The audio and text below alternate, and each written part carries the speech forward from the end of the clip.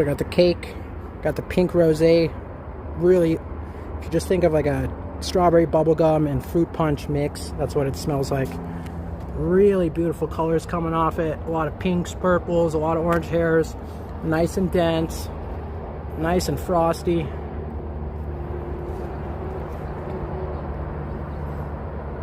Absolute crazy terps she's putting off.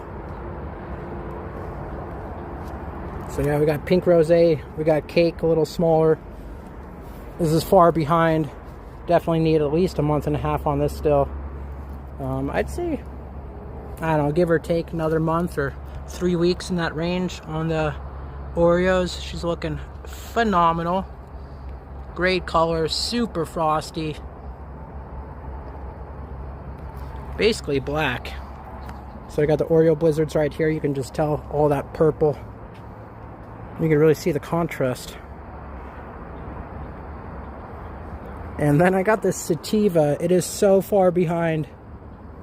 I'm going to push it as long as I can go. This honestly needs at least 2 months. Probably won't be ready until November, middle of November, maybe even beginning of December. We'll see if we could push it, keep it pushing. If we hit freezing, I'll just take it inside for a few nights. I think it'll be just okay, but yeah, you can just tell she's just starting to flower.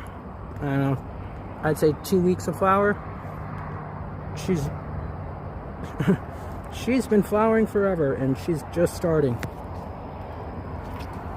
Beautiful sativa. You can't grow sativas really here in Colorado outdoors. They take too long. And she's definitely my tallest plant.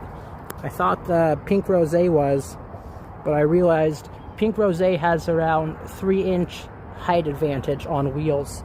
The Eagle Scout, I think Eagle Scout or Eagle Scoop, let's see, I have the name here. Yeah, Eagle Scoop is not on wheels, so you can tell it's by far, I'd say 3 inches taller than the pink rosé.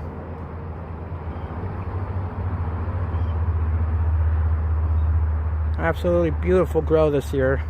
This is going to be my last year of growing. Just living with the folks.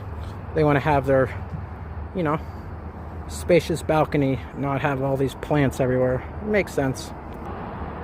Straight roaster today. Got a lot of rain yesterday. Yesterday's rain actually took us out of drought for the whole year.